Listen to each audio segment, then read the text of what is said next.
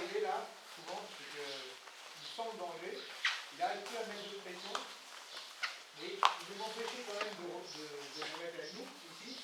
Donc des fois, il va enrouler ce bras-là, pour venir attraper ça, voilà, exactement. Là, il vient, c'est une manière que lui peut avoir de recontrôler l'histoire, ok? C'est-à-dire que là, il reprend un contrôle, qui n'est pas aussi fort, qui n'est pas du tout comparable avec un euro, mais qui va quand même lui permettre de remettre un peu de pression. C'est-à-dire que quand je suis là, voilà, il va revenir vers moi, ok?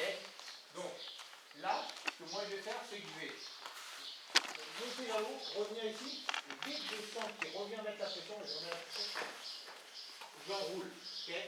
Ici.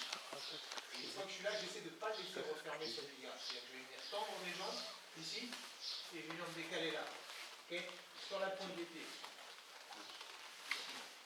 Et je remonte mettre la pression vers lui, d'accord? C'est important, on verra ça plus tard, d'avoir toujours une pression ici en croix, avec la pointe des pieds. Ok?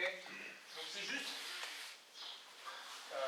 simple action-réaction.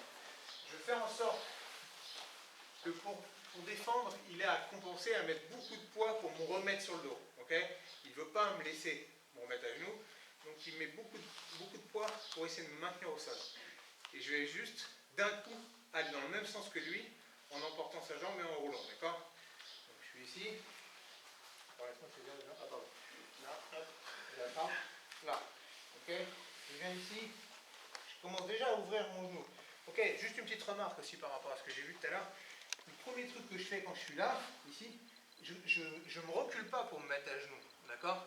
Je suis là, je suis collé à lui, et là je sors mon genou en premier. Le premier truc que je fais, c'est que je penche mon genou vers l'extérieur. Mais mon torse est encore super connecté à lui, d'accord? Il me remet la pression et je vais enrouler ma main à l'intérieur et le faire rouler sur mon côté gauche. Je mets la pression, hop, ici, là. Et là, vous voyez, je mets une pression sur ma jambe droite pour commencer à tendre, ici. Je frôle, je passe sur le côté, et je viens sur la pointe des pieds, mettre la pression ici, ok?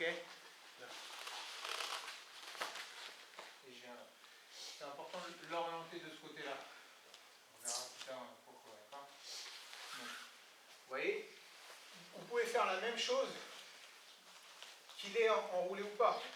Souvent, le fait qu'il enroule, parce que des fois, il peut aussi vouloir, il peut aussi être tenté d'étrangler ici. C'est-à-dire que tu as le numéro ici. Là, tout de suite, je peux venir être tenté d'être ici et de venir, par exemple, essayer d'étrangler ici.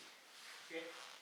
Donc, de la même manière, là, c'est le même principe. C'est-à-dire que lui, il menace de se remettre à genoux. Vas-y, commence à se remettre à genoux. Voilà. Là, je suis obligé de compenser. Sinon, au moment où je compense, il tombe. Hein. C'est juste un mouvement d'action-réaction. D'accord? Donc, l'idée, c'est juste que ces deux techniques se combinent en fait. Vous allez tout le temps être entre la menace de se remettre à genoux et la menace de l'enrouler sur le côté. D'accord? Ici. Là. Là. Ici. Menace de me remettre à genoux. Ici. Là. Menace de rouler. Ici. Il revient. Genou. Ici, ici. Là. Je peux venir attraper là. Hop. Okay? Il faut alterner l'une et l'autre. Et c'est à vous de voir le bon moment. De toute façon, moi, je m'expose très peu. Tant que j'ai l'underhook, je ne risque pas grand-chose. D'accord? Donc une fois un côté, une fois l'autre, une fois un côté, une fois l'autre. D'accord? Et sur la piste de dos, là, c'est quand tu fais tomber la piste de dos, les mecs qui ont des petits segments là, pour mettre le dernier crochet, c'est galère. À part tendre comme tu as fait le bras. Non, c'est compliqué. C'est vrai que. Les mecs sont trop petits. Il n'y a pas trop de technique. Viens, viens voir. Le petit même. Quand je suis ici, là, quand je suis ici, des fois, quand j'ai mis 4 crochets, c'est compliqué. Voilà. Okay? Là, tu as en gros deux manières de faire. Soit tu croises ici tes pieds et tu fais en sorte que ce genou-là soit sur la hanche, ici, ce qui fait qu'il ne va pas pouvoir contrer en partant là. Okay? Et là, tu viens tendre ici et essayer d'ouvrir ici et ramener le deuxième pied. Okay? Et ça, tu cumules avec la menace des étranglements. Okay? Il faut que tu attaques en même temps le cou, puis défendre le cou, pour éviter qu'il soit trop concentré sur le pied, etc.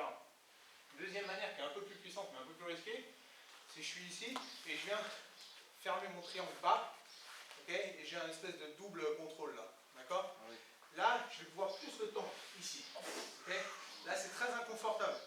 Par contre, lui, ce qu'il va pouvoir commencer à faire ici, c'est de lancer cette jambe ici, avec le risque de se retrouver au-dessus sur moi. Il reste au-dessus, voilà, et commencer à essayer de sortir et de sortir par là, d'accord? Donc, soit tu fais la première qui va l'empêcher de passer par-dessus, mais sur laquelle tu auras un levier moins fort pour le tendre, ok? Soit tu fais la deuxième espèce de double crochet au niveau des jambes, où tu vas pouvoir beaucoup plus le tendre, mais il faut que tu aies en tête qu'il faut faire très gaffe à ce qu'il ne passe pas l'autre jambe au-dessus, tu vois, parce que lui il est en train de défendre ici, s'il sent qu'il est en train de se faire tendre, il passe là, il reste au-dessus, et s'il reprend un contrôle ici, là tu passes, tu étais en train d'attaquer et tu passes sur la défensive, tu vois. Donc c'est ces deux trucs-là à travailler. Quelle que soit la technique que tu choisis, il faut que tu gardes en tête qu'il faut travailler le coup surtout. Parce que plus il va être en panique de se faire étrangler, plus il va lâcher le bas. D'accord? Donc essaie de commencer à gratter si tu peux ça. Mais c'est difficile, hein.